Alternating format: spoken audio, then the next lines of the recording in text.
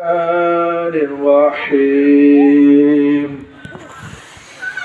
يا أيها الذين آمنوا صلوا عليه وسلموا تسليما اللهم صل على سيدنا مولانا محمد وعلى آل سيدنا مولانا محمد কারিমাতে বারশে আজমেরি কা বামেতে মুহাম্মদ আকা বন্ধুর পাশে বন্ধু বসা কারিমাতে আছে প্রমাণ আল্লাহুম্মা সাল্লি আলা সাইয়্যিদিনা মাওলানা মুহাম্মদ وعلى آل سيدنا مولانا محمد যে যেখান থেকে শুনছেন সবার প্রতি রইল আন্তরিক সালাম। আসসালামু আলাইকুম ওয়া রাহমাতুল্লাহ। আল্লাহর দরবারে শুকরিয়া আদায় করি যে রব্বুল আলামিন আমাদেরকে পবিত্র কোরআন পৌঁছানোর মেতাসফ শিক্ষা মাহফিলে আসার তৌফিক দান করেছেন। সবাই জবানি শুকরিয়া আদায় করি আলহামদুলিল্লাহ। আল্লাহর মেহেরবান আল্লাহ রাব্বুল আলামিনের শুকরিয়া জন্য আদায় করে যে আল্লাহ রাব্বুল আলামিন আমাদেরকে কত সুন্দর ভাবে সৃষ্টি করেছেন, কত সুন্দর অবে হাত পা কান চক্ষু নাক দিয়ে জবান দিয়ে সৃষ্টি করেছেন। যে জবান দিয়ে আমরা কথা বলি, যাদের জবান নেই তারা বুঝে জবানের কষ্ট, যাদের চোখে যারা দেখতে পারে না তারা বুঝে চোখের বেদনা, যারা কানে শুনতে পারে না তারা বুঝে কানে না শোনার বেদনা। আল্লাহ রাব্বুল আলামিন আমাদেরকে যে মেহেরবানি করে সুন্দর কাঠামো দিয়ে সৃষ্টি করেছেন, তাই আল্লাহ রাব্বুল আলামিনের দরবারে শুকরিয়া আদায় করি। আল্লাহ আমাদেরকে যে সমস্ত নিয়ামত দিয়েছেন,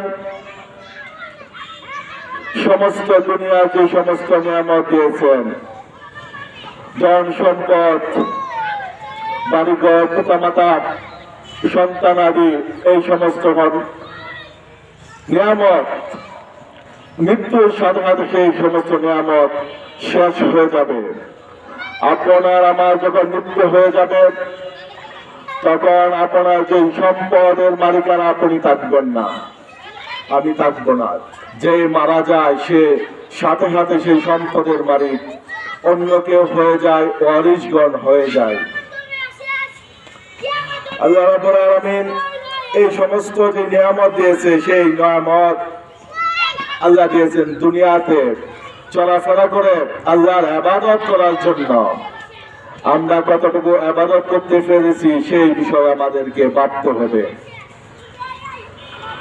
আর সর্বশ্রেষ্ঠ আমাদেরকে যে একটি নিয়ামত দিয়েছেন সেই নিয়ামত হচ্ছে আমাদের প্রিয় নবী হযরত মুহাম্মদ সাল্লাল্লাহু আলাইহি ওয়াসাল্লাম।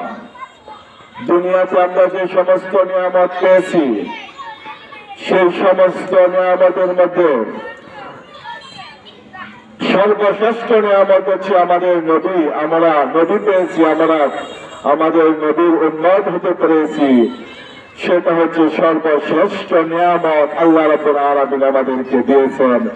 তাই আমরা শুকরিয়া আদায় করব। যে নিয়ামত অন্য কোনো জাতিকে দেয় নাই, সমস্ত জাতি সমস্ত নবী পয়গম্বরগণ যে নিয়ামত পাওয়ার জন্য আল্লাহর দরবারে ফরিয়াদ করেছে, এমন এক নিয়ামত আমরা পেয়েছি। তাই আল্লাহর দরবারে শুকরিয়া আদায় করব। আল্লাহ রাব্বুল আলামিন এই পৃথিবীতে আমাদেরকে বসবাসের জন্য প্রেরণ করেছেন, ইবাদত করার জন্য। এই পৃথিবীতে বসবাস করে যেন আমরা ইবাদত করি। এই পৃথিবীতে শুধু আমরা না, জিন জাতিদেরকে ইবাদতের জন্য প্রেরণ করেছেন। আল্লাহ রাব্বুল আলামিন বলেন, ওয়া মা খালাকুল জিন্না ওয়াল ইনসা ইল্লা লিয়াবুদুন। আমি জিন এবং মানব জাতিকে একমাত্র আমার ইবাদত করার জন্য সৃষ্টি করেছি। আল্লাহ রাব্বুল আলামিন প্রথমে পৃথিবীতে জিন জাতি সৃষ্টি করিলেন, জিন জাতি উৎপাদন করিলেন আল্লাহর ইবাদত করার জন্য। তারা আল্লাহর নাফরমানি করার কারণে তাদেরকে শাস্তি দেওয়া হলো, তাদেরকে সমূলে ধ্বংস করে দেওয়া হলো।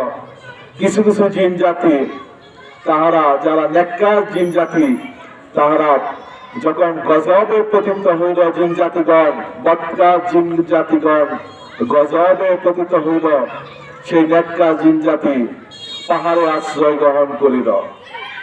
এই নেককার জিন জাতি মানুষ যাদেরকে ন্যায় দান করে, জ্ঞান দান করে, সেই বিষয় নিয়ে অহংকার করা যাবে না। নেককার জিন জাতির মধ্যে একটি হচ্ছে ইবলিস। ইবলিস ছিল নেককার জিন জাতির একটি সন্তান। সে ছিল জ্ঞানী। ফেরেশতাগণ আল্লাহর দরবারে ফরিয়াদ করলেন, হে আল্লাহ, এই যে ছোট বালক ইবলিস, তাকে আমরা আমাদের সাথে নিয়ে যেতে চাই, তাকে বিভিন্ন বিষয়ে শিক্ষা দিতে চাই। আল্লাহ বললেন ঠিক আছে। ইবলিসকে ফেরেশতাগণ আসমানে নিয়ে গেলেন। এই ইবলিস পর্যায়ক্রমে এত জ্ঞানী হয়ে উঠলেন, এক পর্যায়ে ইবলিস ফেরেশতাদের শিক্ষকে পরিণত হইলেন। আল্লাহ রাব্বুল আলামিন পৃথিবীতে যখন আদম আলাইহিস সালামকে প্রেরণ করিবেন, সেই সিদ্ধান্ত নিলেন আর আদম আলাইহিস সালামকে সৃষ্টি করিলেন। তখন সৃষ্টির পূর্বক্ষণে ফেরেশতাগণ বলেছিল, হে রাব্বুল আলামিন, আপনি এমন আরেক জাতি সৃষ্টি করতে চান যে জাতি ফিতনা ফাসাদ করবে। কারণ এর পূর্বে তো জিন জাতিগণ পৃথিবীতে ফিতনা ফাসাদ সৃষ্টি করেছিল। তখন আল্লাহ বললেন, আমি যা জানি তোমরা তা জানো না। আল্লাহ রাব্বুল আলামিন যখন আদম আলাইহিস সালামকে সৃষ্টি করলেন, আদম আলাইহিস সালামকে বিভিন্ন বিষয়ে জ্ঞান শিক্ষা দিলেন আর ফেরেশতাদের সম্মুখে উপস্থিত করলেন। বললেন, হে ফেরেশতাগণ, তোমরা যে দাবি করেছিলে আদমকে সৃষ্টি না করার জন্য, আমি তোমাদেরকে কিছু বস্তুর নাম বলতে চাই আর আমি জিজ্ঞাসা করতে চাই, তোমরা সেই সমস্ত বস্তু এরাম আমাকে বলে দাও। ফেরেশতারা বলল, আপনি যা জানেন আমরা তা জানি না। ফেরেশতাদেরকে আল্লাহ রাব্বুল আলামিন যতটুকু জ্ঞান দিয়েছে সেই জ্ঞানের অধিকারী। ফেরেশতাগণকে আল্লাহ যে দায়িত্ব দিয়েছেন সেই দায়িত্ব সর্বদা পালন করে আসছে।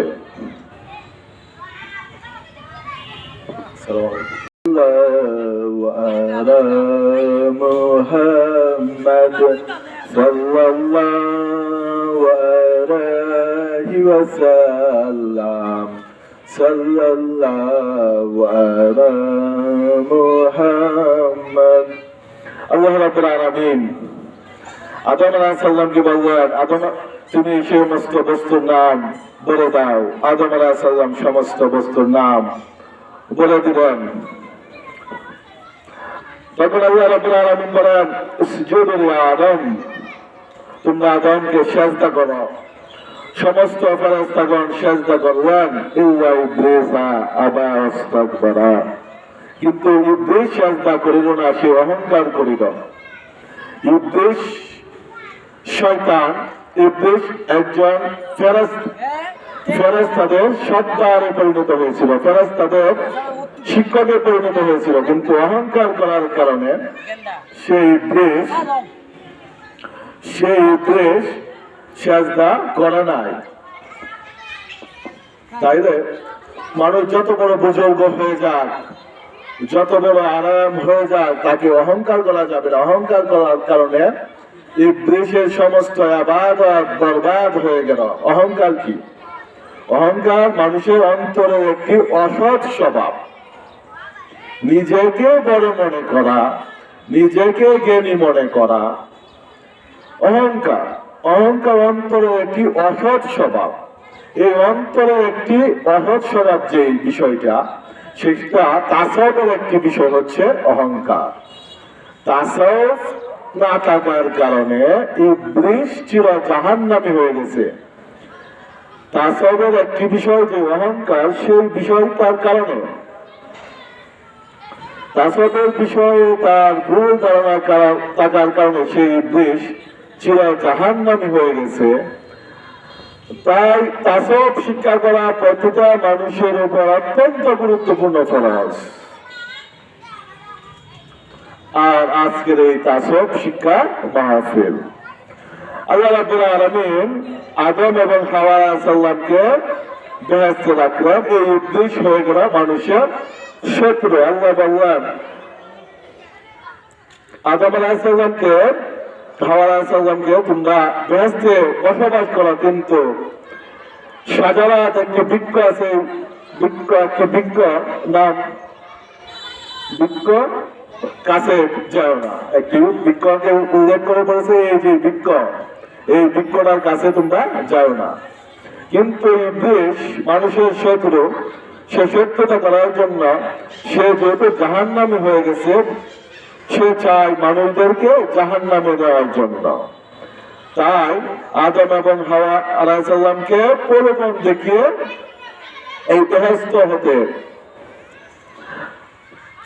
ইবলীসের কারণে আদম এবং হাওয়া আলাইহিস সালাম বেহেশত হতে বাহির হলেন। এই পৃথিবীতে আল্লাহ পাঠিয়ে দিলেন। আল্লাহ বললেন কুল নাহবিতু মিনহা জামিআন ফাইম্মা তান্নিকুম মিন্নি হুদান ফামান তাবিআ হুদায়া ফালা খাউফুন আলাইহিম ওয়ালা হুম ইয়াহজানুন। তোমরা এখান থেকে নেমে যাও, তোমরা উভয় এখান থেকে নেমে যাও, অথবা তোমাদের নিকট যখন কোনো হাদী প্রেরণ করা হবে, তোমরা যারা হাদীর অনুসরণ করবা তাদের কোনো ভয় নাই, তাদের কোনো চিন্তা নাই। আদম এবং হাওয়া আলাইহিস সালামকে পৃথিবীতে প্রেরণ করে দিলেন। প্রেরণ করে দেওয়ার পরে আল্লাহ কি দিয়ে দিলেন? বিধিবিধান। আল্লাহ একটা বিধিবিধান দিয়ে দিলেন। পৃথিবীর প্রথম মানুষ, আর কোন গ্রহের মধ্যে মানুষ নেই। পৃথিবী একমাত্র গ্রহ, আর সেই গ্রহের মধ্যে প্রথম মানুষ হচ্ছে হযরতে আদম আলাইহিস সালাম ও হযরতে হাওয়া আলাইহিস সালাম। আদম এবং হাওয়া আলাইহিস সালাম, আদম আলাইহিস সালাম আমাদের আদি পিতা, আর হাওয়া আলাইহিস সালাম আমাদের আদি মা। এই আদি পিতা আদি মাতার মাধ্যমে পৃথিবীতে সমস্ত মানুষের সৃষ্টি হয়েছে। এই পৃথিবীতে বর্তমানে যে যেই ধর্মের করুক না কেন, যে যেই জাতি থাকুক না কেন, যে যেই বর্ণেরই থাকুক না কেন, সমস্ত বর্ণের মানুষ, সমস্ত ধর্মের মানুষ, সমস্ত জাতির মানুষ আদমের সন্তান। আর আদম আলাইহিস সালামকে একটি ধর্ম দিয়ে দিয়েছে। সেই ধর্ম আল্লাহ বলেছে তোমরা নামিয়ে যাও, তোমাদেরকে কাছে হাদী প্রেরণ করবো, হাদীর মাধ্যমে আমার বাণী পৌঁছে দিব। হাদী মানে রাসূল, নবী, তারা হচ্ছে হাদী। রাসূলের প্রতিনিধি, তারা হচ্ছে হাদী। রাসূলের অবর্তমানে রাসূলের প্রতিনিধি, নাইবে নবী, তারা হচ্ছে হাদী। রাসূলের যুগে রাসূল, রাসূলের অবর্তমানে নাইবে নবী হচ্ছে হাদী। হাদী পালন করব। সর্বপ্রথম যে আল্লাহ যে ধর্ম দিয়ে দিয়েছে, একটা ধর্মই দিয়েছে আল্লাহ। পৃথিবীতে এসে মানুষ যে ধর্ম পালন করুক না কেন, আল্লাহ দিয়েছে একটা ধর্ম, সেটা হচ্ছে আল্লাহর ধর্ম। আল্লাহর ধর্ম হচ্ছে আল্লাহ একমাত্র মনোনীত ধর্ম হচ্ছে ইসলাম।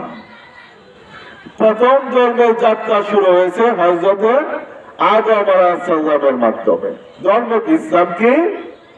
ইসলাম হচ্ছে আর ইসলাম ওয়া তাসলিমু ওয়া ইনকিয়াদু লিআমরিল্লাহি ওয়া রাসূলিহি। ইসলাম হচ্ছে আল্লাহ এবং রাসূলের ইত্তেবা করা, অনুসরণ করা, আদেশ নিষেধ মানা। আল্লাহ যখন যে আদেশ দিছে, যে নিষেধ করেছে, সেই আদেশ নিষেধ মানা। যখন যে জামানা ছিল সেই জামানার নবী রাসূলদের আদেশ নিষেধ মানাই ইসলাম। আমাদের 5 ওয়াক্ত নামাজ ফরজ, সামনে আসছে রমজান মাসে রোজা ফরজ। এমন ভাবে আমাদের যে একটা শরীয়ত, সেই শরীয়তকে আল্লাহ রাব্বুল আলামিন পূর্ণতা দান করেছে, ইসলাম ধর্মের পূর্ণতা দান করেছে। কিন্তু আদম আলাইহিস সালামের সময় যে শরীয়ত ছিল, যেই নামাজ ছিল, যে রোজা ছিল, সেটা ইসলাম ছিল। আল্লাহর যে হুকুম, যখন যে হুকুম ছিল সেটার নামে ইসলাম। আদম আলাইহিস সালামের পরে দায়িত্ব পেলেন, নবীর দায়িত্ব, নবী রাসূল হলেন কে? শীস আলাইহিস সালাম। আল্লাহর আদম আলাইহিস সালামের গর্ভে, আদম আলাইহিস সালামের সন্তানদের মধ্যে হাওয়া আলাইহিস সালামের গর্ভে জোড়ায় জোড়ায় সন্তান জন্মগ্রহণ করতেন। আর হযরত শীস আলাইহিস সালাম যখন জন্মগ্রহণ করলেন, শুধু একা জন্মগ্রহণ করলেন। হযরত শীস আলাইহিস সালামের জন্মগ্রহণ সময় তার কোনো জোড়া হয় নাই, তার সাথে কোনো বোন হয় নাই।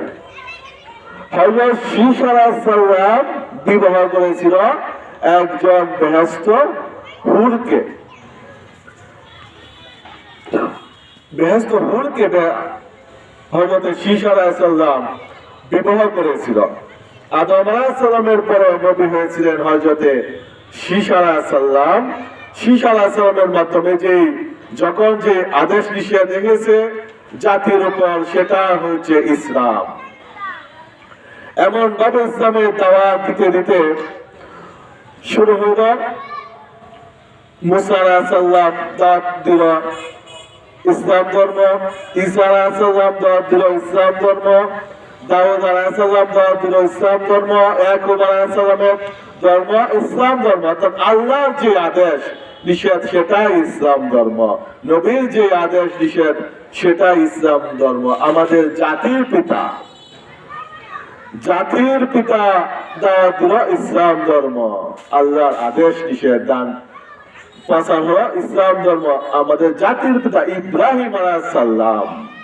কেন জাতির পিতা? কেন ইব্রাহিম আলাইহিস সালাম কেন জাতির পিতা? ইব্রাহিম আলাইহিস সালাম তার পুত্র ইসমাঈল আলাইহিস সালামকে নিয়ে কাবা ঘর পূর্ণ সংস্কার করলেন। প্রথম কাবা শরীফ নির্মাণ করেছে ফেরেশতাগণ, তারপর পৃথিবীতে কাবা শরীফ নির্মাণ করেছে হযরত আদম আলাইহিস সালাম। এই কাবা শরীফ পূর্ণ সংস্কার করেছে, নির্মাণ করেছে হযরত ইব্রাহিম আলাইহিস সালাম তার পুত্র ইসমাঈল আলাইহিস সালামকে সাথে নিয়ে। যখন কাবা শরীফের নির্মাণের প্রায় শেষ অবস্থায়, তখন ইব্রাহিম আলাইহিস সালাম লক্ষ্য করলেন যে পাথরের মধ্যে যখন তার পা স্পর্শ করল, পাথর মুখের মধ্যে গড়ে পাথর দেবে গেল। ইব্রাহিম আলাইহিস সালাম ভাবলেন সেটা হচ্ছে দোয়া করার উত্তম সময়। দোয়ার কিছু আদব আছে, দোয়ার কিছু উত্তম সময় আছে। আরাফাতের দিনে দোয়া করা, জুম্মার নামাজের পর দোয়া করা, নামাজ ইকামতের মাঝখানে দোয়া করা, ঈদের দিনে দোয়া করা, দোয়া কবুল হওয়া, কাবা শরীফের সামনে গিয়ে দোয়া করা, দোয়া কবুল হওয়ার অনেক আদব আছে। দোয়া, নামাজের পর দোয়া করা। অনেকে তো নামাজের পর দোয়া করতে চায় না। নামাজের পর দোয়া করা, দোয়া কবুল হওয়ার সময়। আবার অনেকে জানাজার নামাজের পর তো দোয়া মানতেই চায় না। অনেকে বলে জানাজার নামাজ পড়েছি সেটা তো দোয়া। অনেকে বলে আমরা ততক্ষণ দোয়াই পড়লাম। জানাজার নামাজ কখনো দোয়া না। জানাজার নামাজ এটা একটা নামাজ, এটা দোয়া না, এটা নামাজ। নামাজের পর যা পড়া হয় সেটা যদিও ফরজ না, নামাজের পরে দোয়া করা ফরজ না, কিন্তু নামাজের পরে দোয়া করা, দোয়া কবুল হওয়ার উত্তম সময়। আপনার আত্মীয় স্বজন মারা গেছে, আপনি জানাজার পরে দোয়া করতেই পারেন, আপনার মুদ্দারের নামে সকল মুদ্দারের কাছে দোয়া পৌঁছাইতেই পারেন। একটি উত্তম সময় জানাজার পরে দোয়া করা। তারপর আপনারা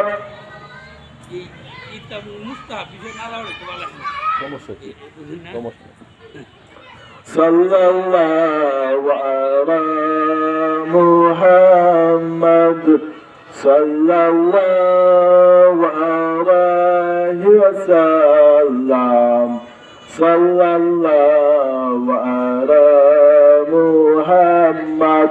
নামাজের পরে দোয়া করা উত্তম সময়। তাই যেই নামাজই হোক, যদি সময় থাকে, বাধ্যতা না, নামাজের পরে দোয়া করা বাধ্য না। নামাজের পরে দোয়া করতে হবে এমন কোনো বিধান নেই, কিন্তু নামাজের পরে আপনি দোয়া উত্তম সময় তালাশ করতে পারেন। হযরত ইব্রাহিম আলাইহিস সালাম উত্তম সময় মনে করলেন যে পাথর যেহেতু দেবে গেছে, আমার পায়ে চাপ লেগে গেছে, অবশ্যই সেটা উত্তম সময়। তাই ইব্রাহিম আলাইহিস সালাম আল্লাহর কাছে দোয়া করলেন, হে রব্বুল আলামিন। ইব্রাহিম আলাইহিস সালামকে বিভিন্ন বিষয় নিয়ে কাবার দেওয়ালে হাত থেকে ইসমাইল আলাইহিস সালামকে সাথে নিয়ে দোয়া করতে লাগলেন। দোয়ার এক পর্যায়ে ইয়ামান হতে আল্লাহ রাব্বুল আলামিন একটা বিশাল বাগান কাবা শরীফের চতুর্দিকে ঘুরতে শুরু করলেন। একবার নয়, দুইবার নয়, ঘুরতেছে 3 বার 4 বার। এইভাবে ইব্রাহিম আলাইহিস সালাম দোয়া করতেছে আর ইসমাইল আলাইহিস সালাম আমিন আমিন বলতেছে। এভাবে 1 2 3 4 6 বার তওয়াফ করলেন সেই বাগান। 6 বার আস্তে আস্তে তওয়াফ করলেন। ইব্রাহিম আলাইহিস সালাম দেখে নাই। তখন আল্লাহ বাগানকে বলে দিলেন, এখন আর আস্তে করবেন তওয়াফ করলে হবে না, তুমি জোরে ঘুরো। তখন সেই বাগান 7ম বারে এমন জোরে ঘুরলেন যে তওয়াফ করলেন যে ঘোড়ার এই তওয়াফের গতিতে সে তায়েফে গিয়ে পতিত হলেন। তখন সেই ঘোড়ার শব্দ পেয়ে ইব্রাহিম আলাইহিস সালাম উপরে চেয়ে দেখলেন বাগান, একটা বিশাল বাগান তওয়াফ করে তায়েফের দিকে যাচ্ছে। তখন ফেরেশতাদের মাধ্যমে ইব্রাহিম আলাইহিস সালামকে জানিয়ে দেওয়া হলো যে সেই বাগান শুধু একবার নয়, 7 বার এই কাবা শরীফ তওয়াফ করেছে। তাই হাজীগণ কাবা শরীফে 7 বার তওয়াফ করে থাকেন। তখন ইব্রাহিম আলাইহিস সালাম বললেন, আমি তো এতক্ষণ বিভিন্ন বিষয়ে দোয়া করলাম, কিন্তু আমার যে সাথে যে কাবা শরীফ যে মেরামতে সহযোগিতা করেছে, জোগাড়ি দিয়েছে, তার জন্য দোয়া করা প্রয়োজন।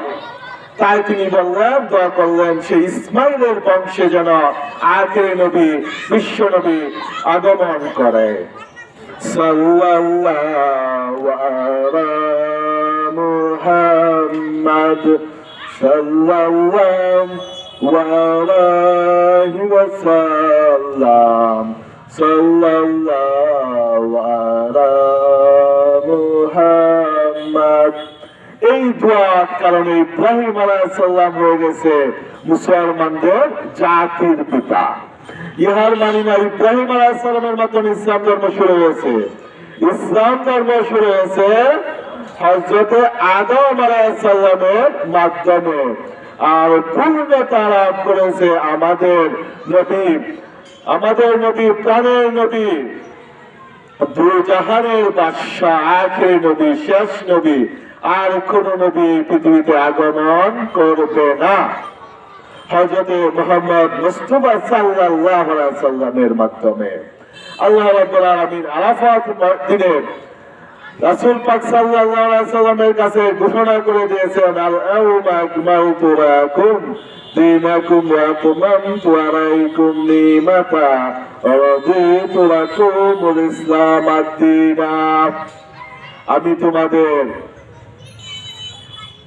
ধর্ম পরিপূর্ণ দান করলাম, তোমাদের নিয়ামত আজ পরিপূর্ণ দান করলাম, আর তোমাদের ধর্ম হিসাবে ইসলামকে নির্ধারণ করে দিলাম। ইহার মানে কি? ইসলামকে নির্ধারণ করার মানে কি আগে ইসলাম ছিল না? আগেও ইসলাম ছিল, আগে শরীয়ত ভিন্ন ছিল। অনেক নবীর অন্যান্য নবীদের শরীয়ত ভিন্ন ছিল। কোন নবীদের নামাজ ছিল 1 ওয়াক্ত, কোন নবীদের নামাজ ছিল 3 ওয়াক্ত, 2 ওয়াক্ত। আর আমাদের নবীর উপর আর আমাদের নামাজের ওয়াক্ত হয়েছে 5 ওয়াক্ত। রোজা ফরজ হয়েছে 1 মাস, রমজান মাস। অন্যদের মধ্যে শরীয়ত ছিল ভিন্ন ভাবে। তাই বলেছে আজকে যে শরীয়ত পেয়েছি, দান করেছি মুহাম্মদ সাল্লাল্লাহু আলাইহি ওয়াসাল্লামের মাধ্যমে, যে শরীয়ত এসেছে সেই শরীয়ত হচ্ছে দ্বীন ইসলাম। পরিপূর্ণ রাত দান করলাম সেই আমাদের প্রিয় নবী সাল্লাল্লাহু আলাইহি ওয়াসাল্লামের মাধ্যমে ইসলাম পরিপূর্ণ তা লাভ করলেন। আর এই পরিপূর্ণ ইসলাম প্রদান করেছেন আল্লাহ রাব্বুল আলামিন গ্রন্থ দিয়ে, কুরআন শরীফের মাধ্যমে। আল্লাহ রাব্বুল আলামিন মানুষদেরকে যে হেদায়েতের জন্য যে গ্রন্থ দিয়েছে সেটা 104 খানা আসমানি কিতাব দিয়েছে। আর 104 খানা আসমানি কিতাবের মধ্যে সর্বশ্রেষ্ঠ কিতাব হচ্ছে কুরআন শরীফ। 103 খানা কিতাবের মধ্যে যা আছে কুরআন শরীফের মধ্যে তা আছে। কুরআন শরীফের সমস্ত শিক্ষা, মূল শিক্ষা হচ্ছে 3 সমষ্টি, 3 ভাগে সমষ্টি। কুরআন শরীফের শিক্ষা 3 ভাগে সমষ্টি। সেই 3 ভাগ কি? কোরআনের আপনি যে আয়াত পাঠ করুন এই 3 ভাগের যে কোনো 1 ভাগ হবে। একটি হচ্ছে ঈমান, একটি ভাগ হচ্ছে ঈমান। প্রথম ভাগ হচ্ছে ঈমান। আপনি যে বিষয় পড়ুন, যে বিষয় পাঠ করুন কোরআনের, হাদিস শরীফের, হাদিস হচ্ছে রাসূল সাল্লাল্লাহু আলাইহি ওয়াসাল্লামের বাণী, অনুমোদন, সম্মতি। যে হাদিসই পাঠ করুন, যে কোরআন শরীফের আয়াত পাঠ করুন, সেটা হয়ে যাবে ঈমানের 1 ভাগের মধ্যে, হয়তো ঈমানের হয়ে যাবে। ঈমানের বিস্তারিত হচ্ছে আকাইদ, আকাইদ হয়ে যাবে। আকাইদ কেন? আকাইদ শব্দটা কোরআন শরীফের মধ্যে নাই, হাদিস শরীফের মধ্যে নাই। আকাইদ শব্দ আসার কারণ হচ্ছে মানুষ যখন না বুঝে ধর্মগ্রহণ করল, তখন রাসূল পাক সাল্লাল্লাহু আলাইহি ওয়াসাল্লামের শেষ জামানায় যখন রাসূল সাল্লাল্লাহু আলাইহি ওয়াসাল্লাম মক্কা বিজয় করলেন 10ম হিজরিতে, তখন মানুষ না বুঝে, অনেকে না বুঝে ধর্মগ্রহণ করল। রাসূল সাল্লাল্লাহু আলাইহি ওয়াসাল্লামের পৃথিবীতে রাসূল সাল্লাম বিদায় হওয়ার, আলাদা হওয়ার, আমাদের কাছ থেকে আলাদা হওয়ার সাথে সাথে একদম সুবিধাবাদী লোক বন্ধ নবী দাবি করল। কিছু কিছু লোক না বুঝে ধর্ম গ্রহণ করার কারণে তারা ইসলাম ধর্ম হতে খারিজ হইতে লাগলো। এই না বুঝার কারণে, ঈমান না বুঝার কারণে ঈমানের বিস্তারিত ব্যাখ্যা বিশ্লেষণের জন্য আকাইদের শাস্ত্রের প্রয়োজন হয়ে উঠল। কালক্রমে আকাইদের শাস্ত্র প্রয়োজন হয়ে উঠল। সেটা হচ্ছে ঈমান, অর্থাৎ আকাইদ। কুরআন হাদিসের একবার আপনি যে আয়াত পাঠ করুন, হয়তো সেটা হয়ে যাবে আকাইদ বা ঈমানের অংশ হয়ে যাবে। সাল্লাল্লাহু আলা মুহাম্মাদ সাল্লাল্লাহু